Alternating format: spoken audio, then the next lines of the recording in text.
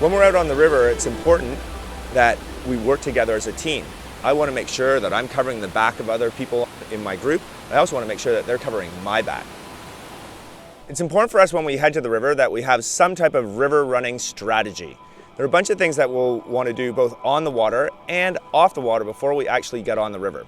The first thing, we need to ensure that we bring a certain amount of gear along with us. Some of that gear would include a first aid kit, some rescue equipment including a high quality throw bag, a spare paddle or breakdown paddle of some sort in the event that we lose or break a paddle along the route, some food and water appropriate for the duration of the trip, and a medical emergency kit with both first aid supplies and some survival supplies in the event that we get stuck out on the river overnight. Next, we want to make sure that we have a good assessment of both our own skills as well as the skills of the other group members in our party. When we're leading a group down the river and we're unfamiliar with the other paddlers in our group, it's very important that we're able to make a quick assessment of their skills. Some of the ways we might be able to do that once we're on the water is to see how well someone rolls. Measure how many questions they're asking about the run. Do they seem confident or do they seem a little bit hesitant and unfamiliar? After we've made an assessment of each paddler's skills, it's important that we monitor each paddler to see whether they're possibly getting cold, possibly getting tired, or possibly getting hungry. Any of those factors could affect someone's paddling ability and potentially a hazard when they end up getting to the next set of rapids. It's important that we keep anyone who's new to paddling or weaker in our group, that we keep them well contained as far as our security on the river goes.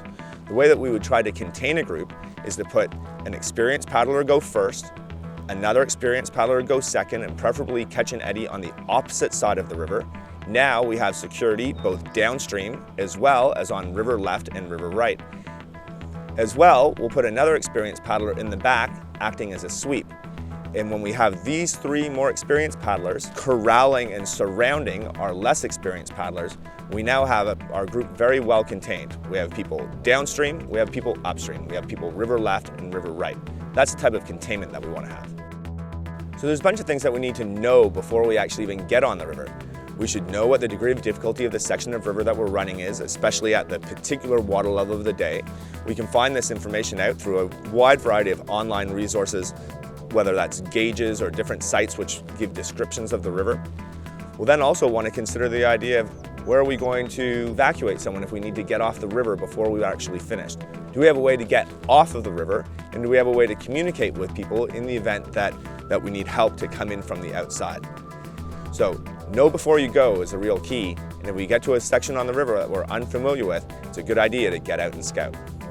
Sometimes while we're out on the river, we'll use a variety of signals. Some of those will be audible signals that we might use, for example, using whistles, and others will be visual signals. We have some specific signals like, are you okay? Do you need first aid? Eddy out on the left, eddy out on the right, go, stop. We also have a general rule that if we're pointing one way or another, that we're always pointing in the positive. So we never point at any particular hazard or danger. We always point where we want our partners and friends to go. So again, we want to make sure when we're out on the river that somebody's got your back. We want to make sure that we're going to bring the right equipment, we make the proper assessments, that we're able to contain people while we're on the river within our group, and that we know in advance a little bit about some of the challenges that are in front of us.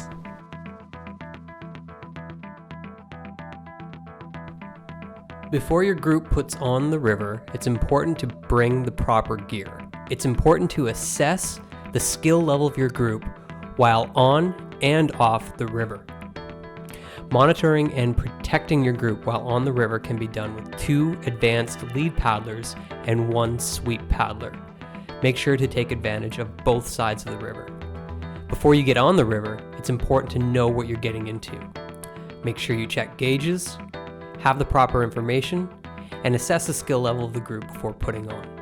Remember, everyone needs to be on the same page for your signals. And before getting on any whitewater, we recommend rescue training.